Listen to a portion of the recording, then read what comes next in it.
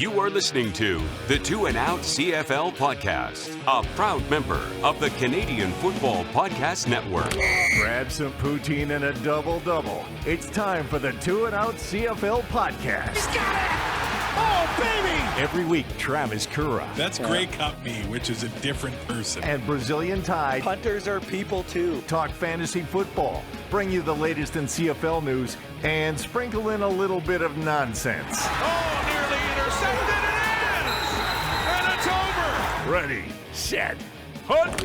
Thanks for pressing play on this episode of the Two and Out CFL podcast. We are a part of the Alberta Podcast Network, locally grown, community supported.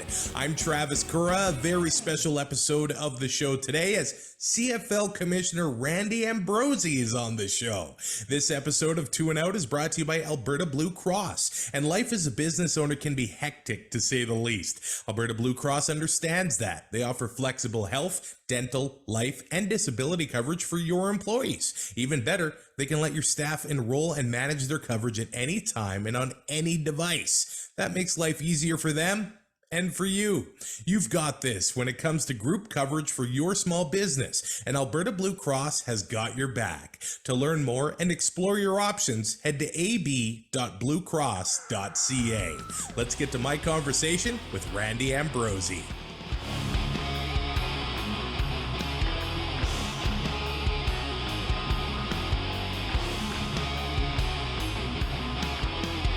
And joining the show right now is CFL Commissioner Randy Ambrosie. It's been 3 years since we've been able to talk, and a lot has happened since then, to say the very least. So on a personal level, and I know the world isn't past COVID, but there was the missed season in 2020, the shortened 2021 season. Hey, there were CBA discussions in the offseason. How has it been just getting back to football? Well, it's been exciting. Quite honestly, when it's what you do, we play football. That's our business.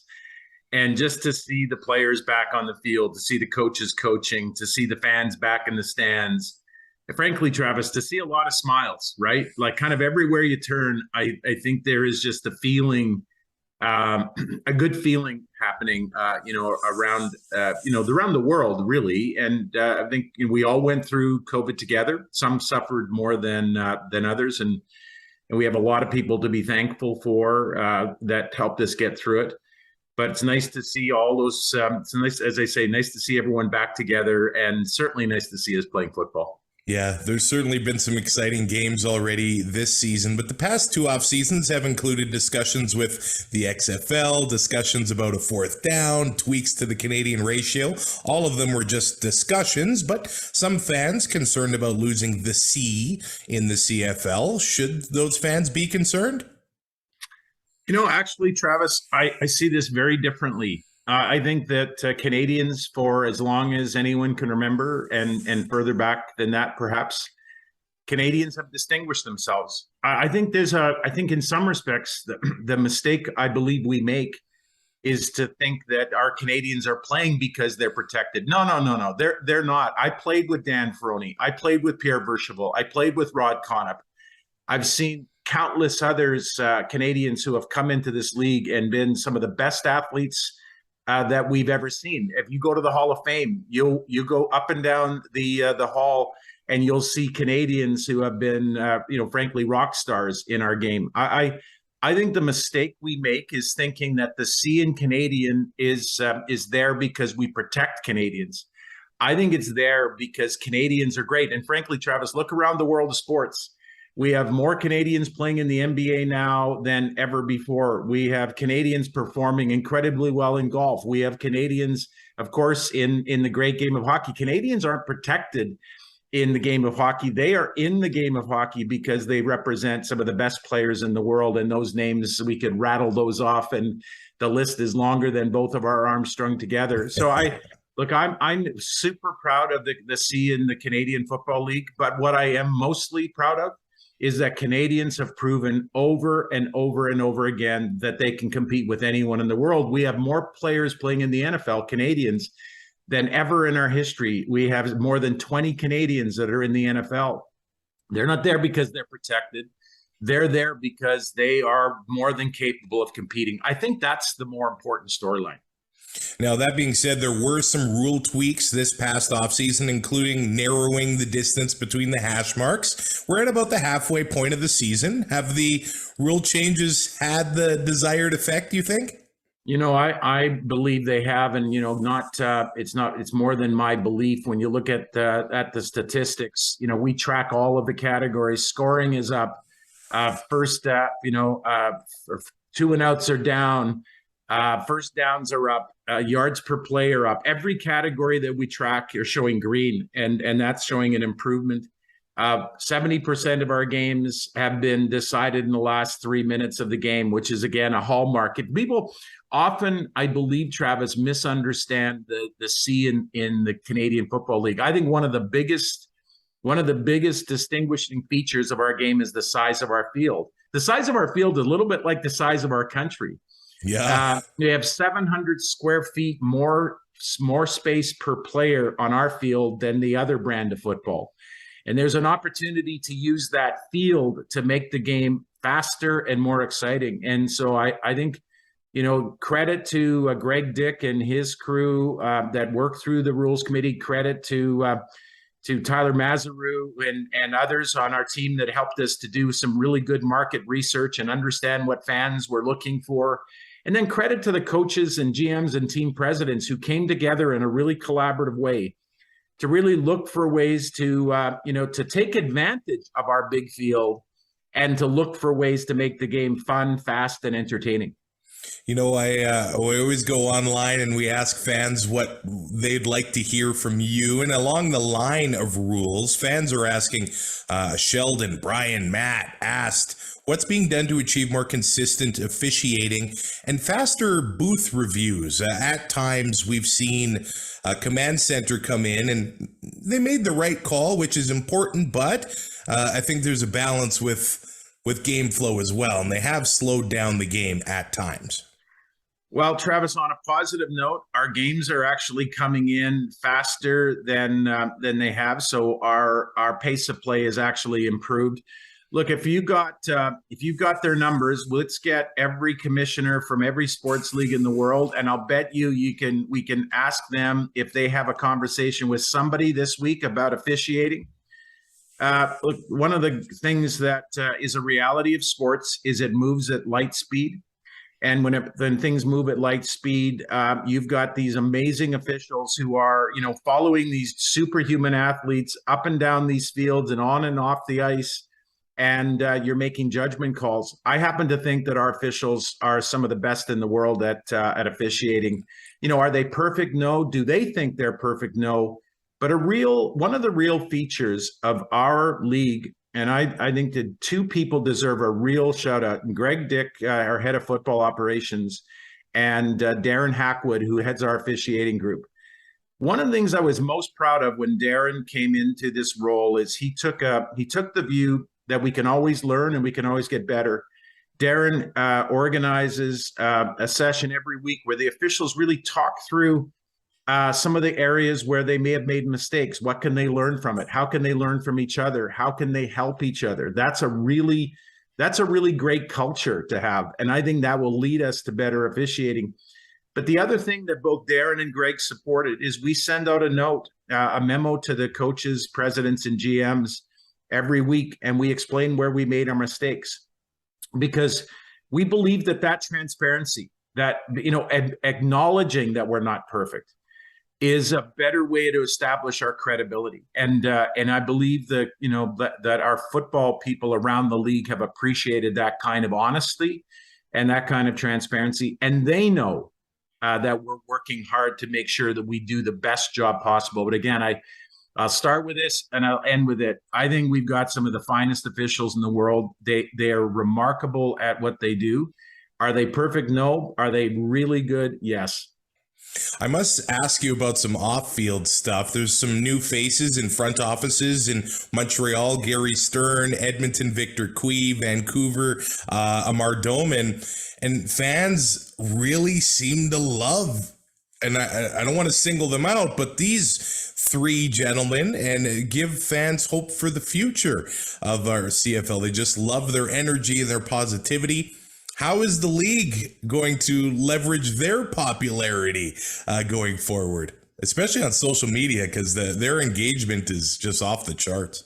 Yeah, the word that you used that I think describes that group really well is their level of energy and that passion that they bring to their roles. Not just in the social media world, but just kind of the general demeanor of that group are super high charged and very energetic, and I think that is resonating with the fans. How do we take advantage of it? They join another group of remarkably high energy and passionate people around the league. If you look at what Wade Miller does in Winnipeg and Craig Reynolds and his group in Saskatchewan, and then I could go on, Scott Mitchell and Matt Afneck in Hamilton and the group in Toronto and Ottawa. I think what I would say is I think we've got a really remarkable group starting at the front office and all the way through football operations. I think we've got really strong people in this league.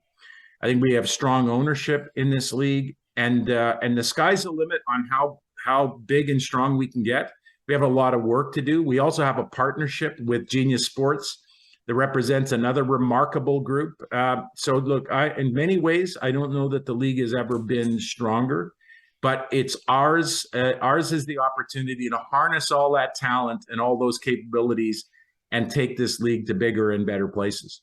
Well, I got to ask you about Genius Sports and everything that they bring to the table. What have we seen from that partnership already? And what are we going to see going forward? Are you able to put anything out there for fans? Yeah, Travis, I think the thing that we're seeing is they are deliberate, methodical, and professional. They made it clear. We knew going in that in order to harness the power of their platform, we had to lay a whole new foundation. We had to be able to capture data in a way that we weren't prepared for previously. Genius has made it clear there's no sense in doing the next stuff that's more fun unless you set the foundation right. In many ways, they're a lot like our coaches, blocking and tackling, get that right, and then work on your fancy plays second. They're doing a lot of that work right now. So they've been hard at work 24/7, building that foundation on which the next phase will come. What comes next? The cameras that are being installed in our stadium, second spectrum cameras, which will capture data and images in a very unique and powerful way. It's going to allow us to augment our broadcasts and share that technology with TSN as an example and our broadcast partners around the world. But that has to get installed. It has to get tested. And then they have to teach the technology how to read the images that they're going to be receiving and how to interpret them. All of that work is being done. We're working on marketing strategies that will be highly, highly targeted, highly customized, highly personalized, so that we can observe the behavior of football fans and then tap into that behavior where we see a fan who is a fan of a University of Manitoba athlete, and now we show them the University of Manitoba athletes that are playing in the league. It shows them an Ohio State fan, and then we tell them, hey, you've got two Ohio State alum that are playing this weekend, one in Toronto and one in Ottawa, for example, and you can tune in and watch them. So their technologies are spectacular, but in order to harness their technologies, we got to do the foundation building, and that's what's going on right now. Does any of the technology that they bring to the table, would it entice fans to come into the stadium and improve the in-game experience as well? Because attendance has been a point of discussion, I think not only for the CFL, but kind of just live events in North America and across the world. Well, one of the things that I like of the many things that I like about Genius, and frankly, I would say this about our entire system, is that we're all thinking about everything all the time. We're not isolating our thought process to one area of our business or another.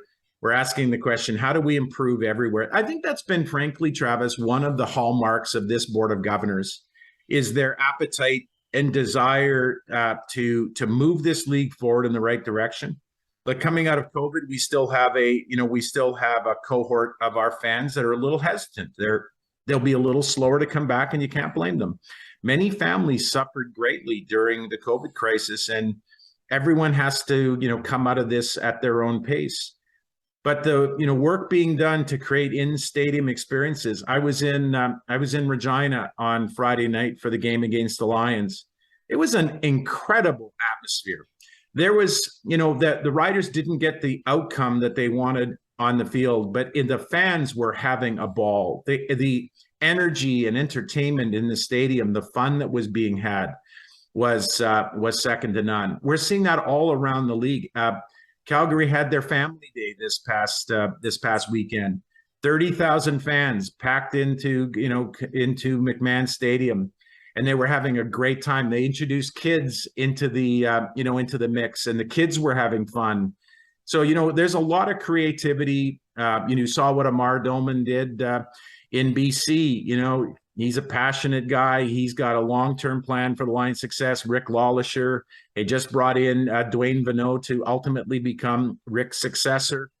Everywhere I look, I see an energy. You talked about Victor Cue. I could go on and on around the league and tell you that there's a lot of dedicated people all committed to making sure that we have the best product in and off in the stadium and on our broadcasts. I think one of the things that COVID put on hold was the stadium in Nova Scotia. And one thing that happened last month, Touchdown Atlantic, the scene, the atmosphere, everything in Wolfville looked incredible. Like, it was such a positive experience. It looked for everybody involved. What's the status of the 10th team? It's probably a question you get asked 400 times a year, but I have to ask it. Well, I don't mind the question because I think it's fundamental to our future. Look, we brought in an external expert to kind of look at the league and give us recommendations. They've identified that expansion is key to our long-term future. And so now we have to build the strategies to make sure that we get it done. We've made a commitment to our board that we are going to look for a win-win scenario. A good for the new ownership group and good for the rest of the teams in the league. We're doing it methodically. One thing, Travis, I'll tell you for sure is we came out of Touchdown Atlantic with more energy, more passion, and more excitement for Canada's 10th team than maybe we've ever had before. I think it was a uniquely spectacular event. First of all, Wolfville and that entire community embraced us, and I would say CFL fans embraced them back. Nova Scotia in general was remarkable. The province were great hosts, and then to Mayor Savage and to Halifax, you couldn't have asked for more. The atmosphere was fun and friendly. I do think we added a certain, level of energy, Argo fans and Rider fans alike. So, it was, I called it somebody was teasing me. It's an expression my youngest daughter uses. I think we called it a 10 out of 10. It was just a win all the way around. And now we want to harness that energy and focus it on finding a way to get our 10th team. Has the CFL and a fake gainer on Twitter explored doing neutral site games in other communities across Canada going forward? Like, for example, London, Ontario, Kelowna, BC, anywhere across the country? We are in the midst of that conversation right now. We're talking about where we might have other games and how do we use those games, those event style games, where you almost have a mini Grey Cup festival and you're going to bring the rest of Canada into this wonderful, zany, passionate league called the Canadian Football League. And so, we were talking about that while we were in Halifax. We were saying, no, this is something you want to share with the rest of Canada. How do you do this? How do you find a way to share our league with more communities as a way of kind of growing and building our base? So, Travis, who's ever asking you that question, or maybe it's just you all on your own, that's the same question we're asking ourselves, and we're starting to work on that. I believe it was 2019 when the league signed a new 6-year deal with TSN. Of course, TSN's been a great partner of the league, 25 years of Friday Night Football this year. They do have their own streaming platform, but it seems in 2022, people just want more ways to watch CFL football or any other content for that matter, possibly even having regular season games or the Grey Cup on broadcast TV. Do fans have something to look forward to in this respect? Well, I think the thing I'm really encouraged is just the nature of our relationship with TSN, RDS, and Bell. It's remarkably positive, and we've all acknowledged together that the world is changing. You know, the way people are consuming entertainment is changing, and how do we change with it? We had a meeting recently, Stu Johnson, the president of TSN, and a number of his executives came together with my team, and we really just had that kind of conversation. You know, where do we go from here? How do we work together? We're, we think about all of our partnerships the same way. We want to create a win-win. How do we it's good for me and it might not be good for you, but how do we grow the game together? How do we grow the league? We know that this long-term deal with TSN makes us partners in our long-term success because we'll both benefit if the league is stronger. And a real shout out to the TSN team for coming to the table in that spirit. And they've been remarkably good partners going back. And I expect them to be even better partners going forward. And part of it is because we're all in this together and we are looking for those opportunities to reach more people and to have more people, enjoy and consume this wonderful brand of football we call the CFL. I'd like to ask you about the schedule. I think it was an accidental success last month where the Riders-Argos game got postponed due to COVID to the Sunday. And it seemed like all the discussion was fans were loving ending their weekend watching CFL football on the Sunday afternoon. Is this something that we could see in 2023 going forward, summer Sunday CFL games? Well, again, there's if you look at just the core attitude that's being displayed everywhere, you don't say no to anything. Travis, one of the issues that you get when you start playing deeper into the weekend is that it affects the amount of rest that your players get when they have those games on Thursday and Friday. And so you have to be careful because you know what, I at some level, I totally love it. But I also know that one of the things that we have been doing with our players as partners is trying to find a way to make sure that we have a schedule that gets these guys enough rest. It is not a game that can be played every second or third night. It is just, these are world-class athletes and they are banging into each other with great intensity. You have to make sure that you're giving them the rest they all need and deserve so they can perform at the highest levels. On a closing note, I will thank you for the chicken recommendation at the Grey Cup in Hamilton. You recommended this place at the State of the League address, and you had some great chicken that night.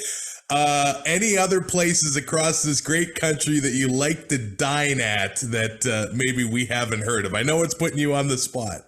Well, Travis, I'll say this. If you give me a little notice the next time we talk, we should do this more often. I can promise you this. I have a list of favorites that, across the country that I make my way to whenever I can when I'm traveling. And, as you know, one of the things that makes Canada so great is our cultural diversity. And one of the things that goes along with that is the most remarkable cuisine.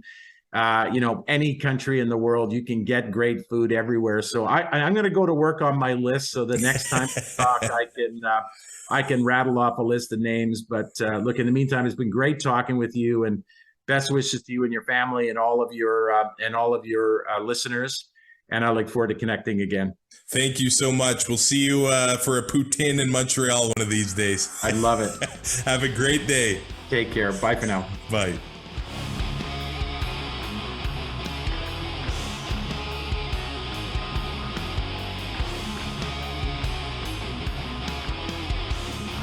This episode of 2 and Out is brought to you by Taproot Spotlight, a service that helps businesses and organizations pay attention to the people they serve. Taproot tells you the news about the people and companies that are important to you. Use that information internally to keep everyone on the same page, or share it with the world in your newsletter, on your website, and on your social media channels. Paying attention pays dividends. Find out more at taprootpublishing.ca/spotlight. That's taprootpublishing.ca/spotlight. Thanks again to CFL Commissioner Randy Ambrosie for appearing on the 2 and Out CFL podcast for the first time since 2019 today. I'd love to hear what you thought about the conversation.